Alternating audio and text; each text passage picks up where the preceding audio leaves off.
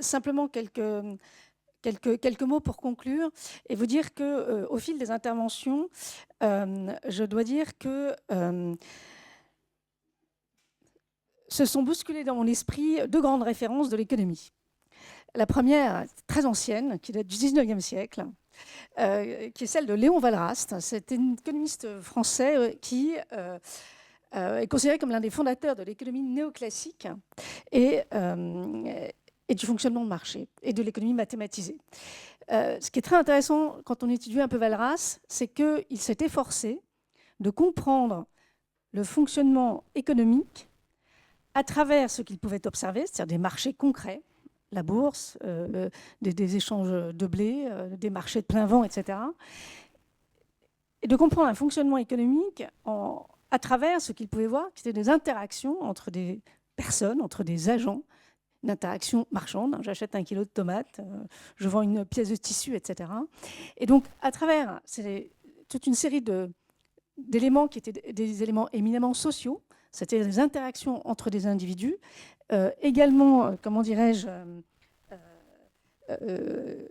situés localement. Il a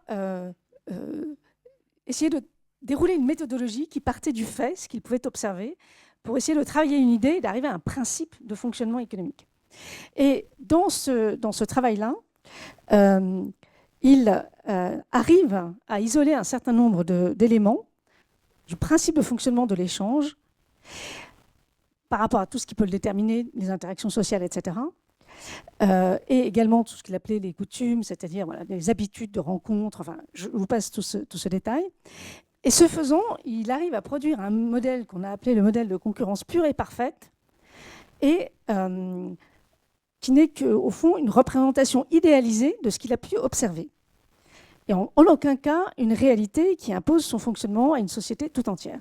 Et donc ce modèle de concurrence pure et parfaite, il se traduit notamment par les mécanismes de formation des prix, avec une logique toute mathématique, un graphique, avec une courbe qui représente la demande d'un bien en fonction de son prix, et une courbe qui représente à l'inverse. Donc la demande, vous savez, c'est toujours une fonction décroissante du prix.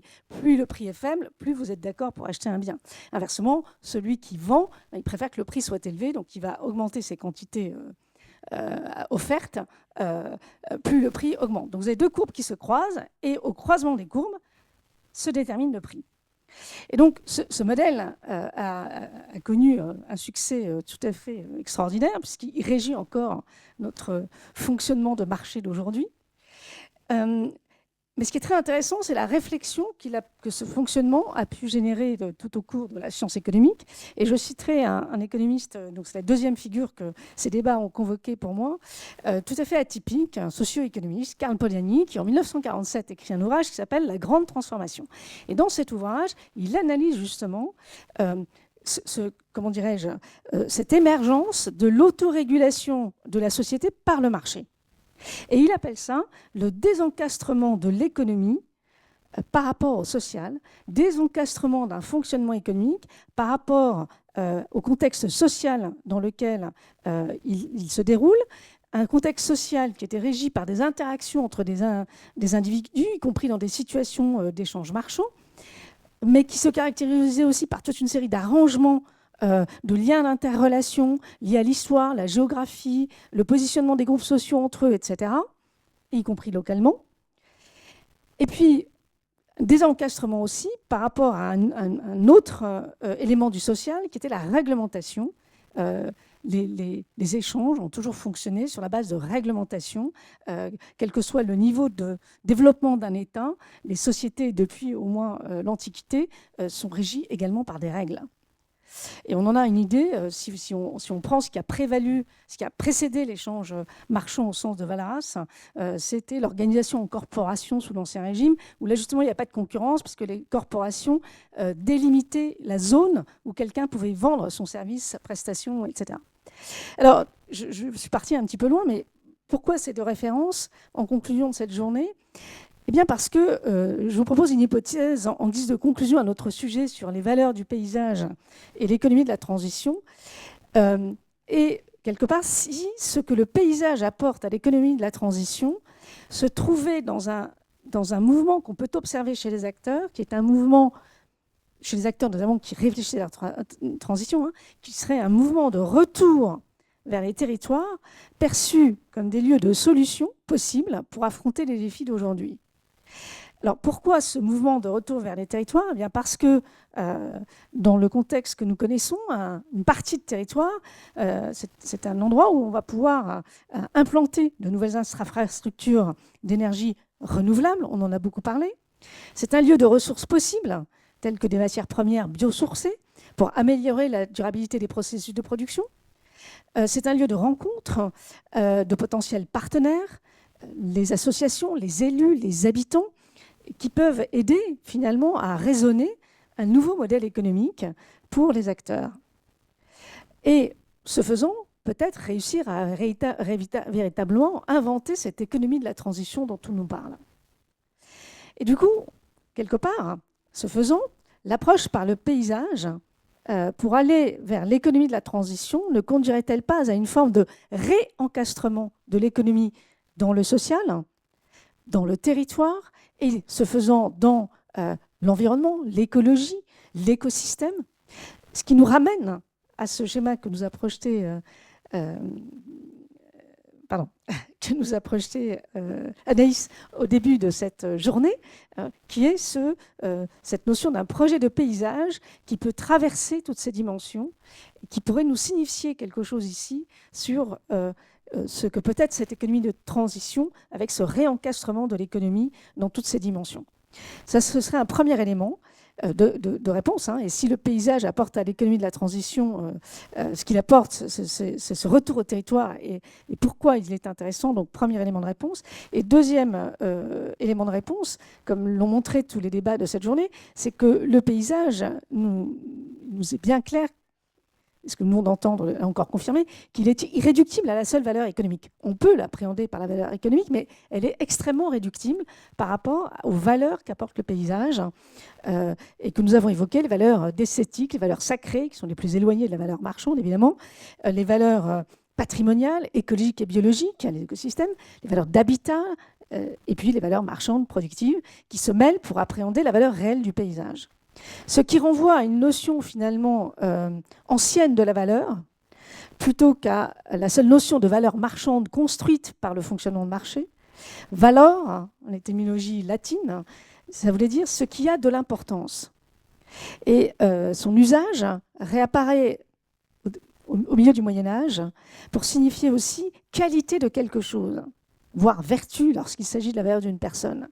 Et dès lors, le paysage ne nous enseignerait-il pas qu'une économie de la transition devrait réinterpréter sa conception des chaînes de valeur, hein, au sens littéral du terme, pour y intégrer ces différentes dimensions de la valeur du paysage à travers le territoire, ses usages, ses habitants et tout ce qu'il peut constituer comme lieu de la transition. Alors, je pourrais même aller jusqu'à l'étymologie du mot économie, hein, qui vient de grec. Alors, on a le valeur, c'est le latin, et l'économie, c'est le grec. Hein. Oikou nomos ou oikos nomos, ça dépend des déclinaisons. Oikou, donc la maison, nomos, la règle, à savoir, selon Aristote, hein, qui est considéré comme un des premiers économistes, les règles de gérer la maisonnée et de bien gérer les ressources pour ceux qui y habitent.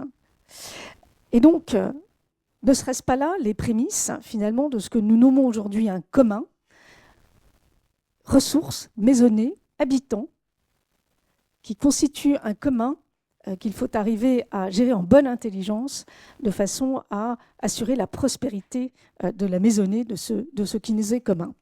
Et dès lors, l'analyse des valeurs du paysage, donc, qui a été au cœur de notre réflexion, peut alimenter, il me semble, une réflexion extrêmement féconde sur une économie de la transition, sur la base d'un réagencement entre l'économie, le social et l'écologie, qui prennent en compte la dimension systémique que nous avons tellement de mal à appréhender, la dimension systémique des ressources, perçue comme un commun qu'il faut inventer et à co-construire à l'échelle d'un territoire et avec toutes les parties concernées.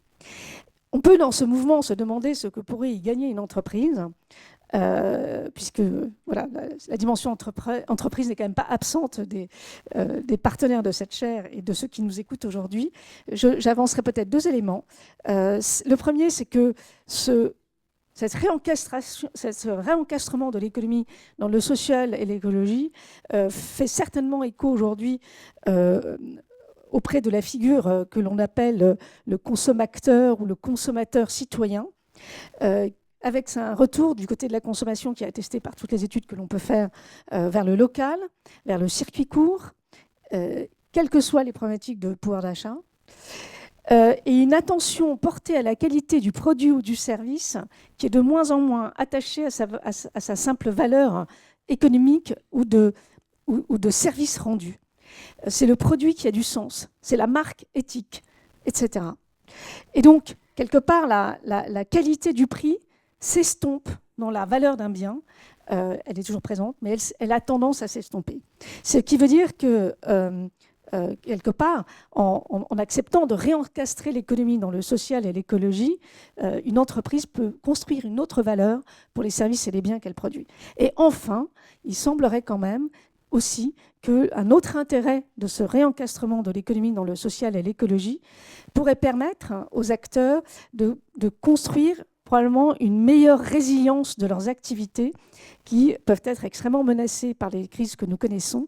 Et donc ce réencastrement dans le social et l'économique pourrait aussi être porteur de cette valeur-là pour les acteurs, à savoir un plus grand partage peut-être de la valeur d'un côté, mais un plus grand partage également de la manière d'assurer la résilience des activités pour le bienfait de tous. Je vous remercie de votre attention.